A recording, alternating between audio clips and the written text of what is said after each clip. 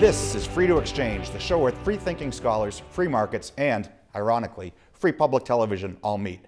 I'm your host, Ben Powell. The Free Market Roadshow brings together U.S. and European academics and businessmen to travel throughout Europe and explain how free markets operate and the various ways that countries are hampering markets. Texas Tech's Free Market Institute recently became a co-sponsor of the Roadshow and sends a number of our faculty to lecture on the tour. Today, we have the Free Market Roadshow in reverse. Two European academics from the tour have come to Lubbock to explain what the United States can learn from Europe. We're going to talk about lessons from the stifling EU regulations and also from the Greek financial crisis. Then, on the second part of the show, we're leaving Europe and headed to Africa. We're going to discuss an African economic success story with an American economist who's done field work there. And we'll contrast that success story with the performance of other countries in Africa. But let's not get ahead of ourselves. Up first is Europe. Joining me now is Dr. Enrico Colombatto. Dr. Colombatto is a professor of economics at the University of Turin in Italy. Enrico, welcome to the show. Good morning, Ben. Thank you for having me here. Thanks for coming to Lubbock and talking to us about what we can learn from Europe and the European Union. So what's going on? And let's talk about the more general business environment in Western Europe. What are the regulations like there and what's it doing to the economic performance? Well, let's start from the bottom. The effect on economic performance is devastating. If you look at foreign direct investment into Europe, European entrepreneurs, and there are quite a bit of good entrepreneurs, are moving away. They're going to China, they're even coming to the United States. I mean, if you have good ideas, Europe is not the place where you want to be, except for some small countries. But in general, if you think of France, Italy, now Germany, that's not where you want to be. And the culprit is really heavy regulation, heavy taxation, inefficient judicial systems. Okay, well, let's take each of those in turn. Tell me about the taxation and what it's like. Look, taxation is high, but it's not enormously higher than in other places. The problem is that it's high, it hits companies, tax competition is out of the question, and it changes all the time. So if you're a company manager and if you want to have your business plan, you can't have it because you know that whatever the current state of affairs, you're going to have new rules next year and the year after next. I see. And uncertainty is going to kill investment and is killing investment. So it's not just high taxation, it's high uncertainty about what the future tax environment is going to look like. It's lack of predictability, and of course that leads to corruption, because if you want to buy certainty, you have to buy regulators and you have to buy tax legislators. Is this corruption, now you mentioned one thing in your first answer about there's no tax competition there. And we're used to in the United States thinking about people moving around between different states. We're in Texas, thankfully, which is one of the freer states in the United States. Since the centralization in the EU, that's what's causing the lack of competition in different tax rates between countries? Well, you see, one of the slogans that the European Commission is hammering us with is tax harmonization, which means that if you lower your taxes, you're going to be hit and you're going to be accused of unfair competition.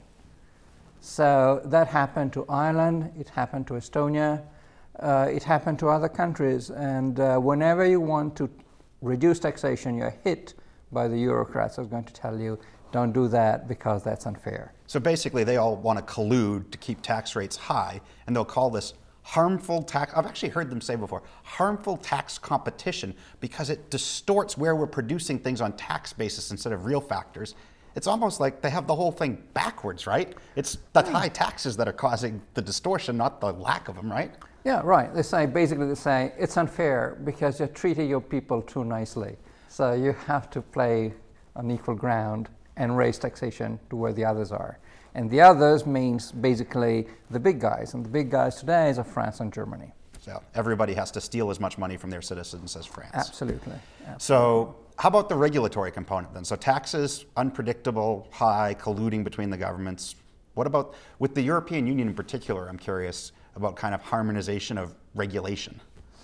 Well, regulation is becoming increasingly a union story. So local regulation is going to the background, and real regulation game takes place in Brussels. if you look at the, say, economic evidence, regulation is actually the main culprit for slow growth in Europe and in the world. I mean, people are harmed, and growth is harmed not so much by high taxation, but by pervasive regulation, and once again, unpredictable regulation. Now, you have the predictable side, and Dr. Colombatto spoke about labor regulation, which is pervasive, but think of tiny things. For instance, in October 2014, they introduced regulation about vacuum cleaners. Some years before, they introduced regulation about cucumber size and banana size. So it's really the tiny... I'm sorry, Brussels is determining how big your cucumbers need to be? Yeah, and the shape as well. Oh, and their greenness? And? Their greenness? And well, don't give them the idea. They didn't hear it here. Shut up, yes. So basically, the problem is that it's really pervasive. It goes into each industry, and it unleashes all kind of rent-seeking game, that is the quest for privileges. So it's not just that it's being imposed on business, it's some businesses like this being imposed on their competitors and other businesses. Yeah, and it's a really a perverted system, because suppose that you want to introduce new regulations about shoes, which is not unlikely, then you might have lobbyists for green shoes and lobbyists for brown shoes. Regardless of the outcome, you regulate or you don't regulate, you spend and you waste a lot of resources in trying to persuade bureaucrats and policymakers not to regulate the shoe market. But the very fact that you have a market for regulation destroys industry, companies, entrepreneurial spirits, and encourages entrepreneurs to go away. Now, I remember hearing from the potential bureaucrats in Brussels when they were putting together the whole European Union, they said, no, this is going to be great for business. Instead of having different regulations in each different country that are so hard for businesses to comply with all the different ones, we'll just have common sets from Brussels and it'll be easier for business. Hogwash? Hogwash, because that's fine if you have a race to the bottom, in that the least regulated institutional context wins. But the European experience has shown that it's actually the opposite. It's actually the most regulated institutional context carries the day. And if it's not enough, the Eurocrats will do their best to make things even more complicated. After all, you create a bureaucrat, and a bureaucrat works hard in order to expand his budget and his responsibilities, and therefore he will multiply regulatory frameworks and layers. Thank you for probably teaching us all a new word in West Texas of Eurocrat. So we have just under a minute left. What would you say the main takeaway lesson for the United States is from this experience that you've had with centralization under the EU? Well, study the European experience very carefully and make sure you don't repeat it. All right, we'll do our... So we have just under a minute left. What would you say the main takeaway lesson for the United States is? Well, study the European experience very carefully and make sure you don't repeat it. All right, we'll do our best not to repeat it here in Texas. Thanks for joining us. Thank you. With me now is Dr. John Charalambakis. Dr. Charalambakis is the Managing Director of Black Summit Financial Group and has previously been a Professor of Economics and Finance at the University of Kentucky. John, welcome to the show. Good to be here. So I'm thrilled to talk to you about this because I have this fear about the future in the United States as I watch the unfunded liabilities of Social Security and Medicare piling up, the ongoing deficit that the government spends. I think we're headed to a meltdown in the United States in the future. Greece just had one. What were the causes of Greece's collapse? Yeah, I think we need to go back to Webster's dictionary and see what the definition of government is.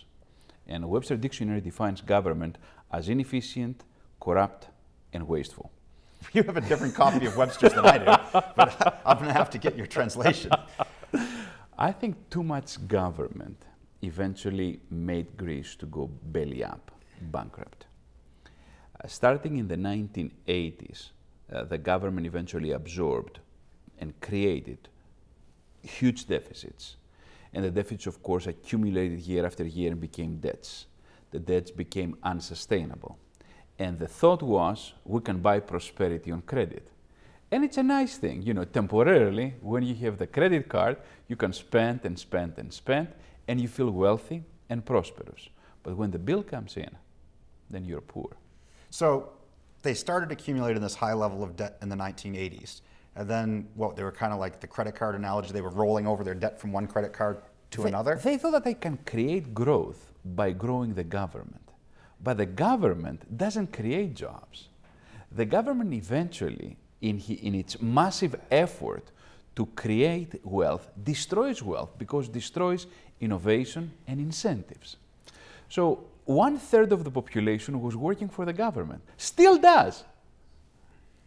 So how can you create businesses? How can you provide incentives? How can you create wealth? How can you create capital? How can you discover dormant resources, dormant capital, in order to extract the dormant capital and create an income stream out of the dormant capital if you have only the government? And if the dream of a young person is, I'm going to become a government bureaucrat. It's what every parent in West Texas, I'm sure, hopes to hear from their child. I hope not. So how high did their debt get? Oh, it got up to 180% of the GDP. Okay, so about twice the national income, a little less than twice but national. That is without taking into account the unfunded liabilities. Because a recent, actually it's not about 5-year-old study by Cato Institute, show what the real debt as a fraction of GDP in several Western countries are. And for Greece was approximately 820% of the GDP. Oh, that's when you're counting in the future pensions and healthcare and stuff. Yeah, but even for the US, it's approximately 275%. For Germany, it's 350%. Germany is bankrupt. England is bankrupt. France, I don't even want to touch it. All right. So so if they're all fundamentally bankrupt in the long run, what was the kind of trigger that caused the meltdown to happen in Greece when it did? There were actually two things. Number one, the government changed in September 2009, and the incoming prime minister had promised that money is plentiful, and of course money could not even be found. So the first thing is that he could not even deliver on his promises, and he went on the attack regarding the previous government that they were cheating and cooking the books. And he revealed that the deficit as a fraction of GDP in 2009 was 16%, while the Maastricht Treaty requires 3%. Right. So eventually all the Europeans understood that either they had been cheated, they had been lied, a combination of the two, so the debt was unsustainable. This could not continue. So the government bonds at that point could not be rolled over. And if you cannot refinance your bonds, you're dead in the water. So when that comes about then, should we just let it go bankrupt? I mean, what happened in Europe? Absolutely, they should have let Greece go bankrupt. That was the answer. And that's the healthy thing. It's the catharsis, it's the Greek old word of the ancient place. It's a catharsis, it's a cleaning. So unless the cleaning and the cleansing takes place, we cannot have a new start. It's like, the seed. The seed goes into the ground, dies, and because it dies, eventually brings new fruit. Mm-hmm. Now, what would successful reform entail? What do they need to do? In my limited understanding of things, the government sector that employs almost 1/3 of the working force needs to drop to approximately 10%, needs to have a radical reform. You cannot have 1/3 of the population working for the government. Number two, they need to liberalize the markets and possibly even get out of the euro. The euro has been a disaster for all of Europe, and I hope it will be dissolved soon. Greece possibly could adopt the dollar as its currency. And by adapting the dollar, possibly could undermine the rest of Europe, which needs to be undermined and be reformed. Regulations are awful. Even in this country, if we had dropped to the level of regulation back in the 1970s, again, the study exists, probably you have seen it, the GDP would have been from 17 trillion, which is right now 54 trillion. So every American would have been more wealthier by $165,000. That's a lot of money. So in short, for all of the talk about austerity in Europe, it hasn't really been tried in Greece's case, and what you're saying is they need real austerity, deep cuts in spending and reform if they're going to go forward. And they need to also to give incentives for wealth creation. Where is the innovation? Where are the industries? Prosperity cannot be bought on credit. The prosperity of a country doesn't depend upon its ability to consume, but the ability to produce. Well, I hope that they improve their ability to produce in the future and that we maintain ours here in the United States. Thanks for joining us. Thank you.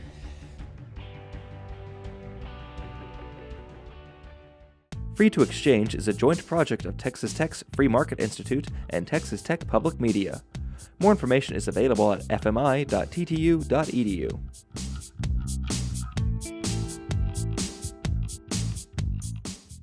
Your favorite PBS shows, ready to watch when you are. Anytime, any place. Find more ways to explore than ever before. Joining me now is Dr. Scott Beulier. Dr. Beulier is the Executive Director of the Center for Economic Liberty at Arizona State University. His research specialty is African economic development, and he has conducted field research in Botswana. Scott, welcome back to the show. Great to be on again. So, when people talk about African development, they often think of it all as just, kind of one lump that's a disaster. But, we know in the United States here, it's not like that, we here in Texas are doing pretty well compared to, places like California that are just a cesspool that's going down. It's the same must be true in Africa, right? It is, and I think Americans typically just treat Africa as this one big place that's chaotic, has civil war, Ebola, and don't know much more about it other than maybe it's an interesting place to go on safari. In fact, there's tremendous variation, and there's a little bit of everything. There's stories that are like California, of stagnance and unemployment and people wanting to leave in Africa, and then there's stories like Texas where there are these countries that are growing like crazy and doing things right, much like Texas is. And sometimes right next to each other, yes. Literally, right? Absolutely. Zimbabwe is one of the basket cases of the world, one of the least free economies, but you've traveled and studied and researched in its neighbor, Botswana. Yep, they're right next to each other. They're both just north of South Africa, in the heart of Southern Africa. Both have a lot of things in common, except when you actually look at their economies. Zimbabwe has 80% unemployment. They have a corrupt dictator who had a hyperinflation and now can't attract any investment in banking. Go figure. They went from being an exporter of grain to basically having people who are starving. Right, they destroyed their property rights. Their property rights system. Right next door is this stable country that's probably the gem in all of Africa, Botswana. It's grown at about a 7% clip for more than 50 years now. Its people have gone from being the third poorest in the world to a middle-income country comparable to like Greece now, which is a remarkable achievement. There's no country quite like it in the world. So a pre-industrial indigenous standard of living, yes. Circa 1960. Yes. 50 years yep. of 7% growth. Yes. That's amazing. It is. Yeah, so investment people who think about rates of return, if you do the rule of 72 and divide by 7, every 10 years you're doubling your you're doubling your income basically. So they went from being cattle farmers with very little to being wealthy, and it's a very normal place. So when I went to Botswana, my big fear was oh my God, I'm going to Africa. This is going to be bad. And it was the most boring suburban place in the world. And I think boring is good.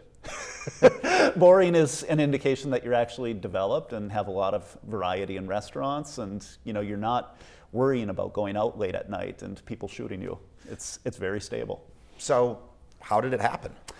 Well, they did a number of things right. It's really a story of freedom first and foremost, and this is my niche in this whole space. Is I'm one of the people saying that freedom can work even in a place like Africa, and we have examples like Mauritius and Botswana, where just a little bit of freedom, stable, predictable taxes, government spending that's under control, a very responsible monetary regime that's not yo-yoing the amount of money in circulation all over the place. This is Zimbabwe's problem, is they just printed and printed and printed and spent and spent and spent. You have very simple policies, you follow them and you stick to them, and you get economic growth miracles like you wouldn't believe.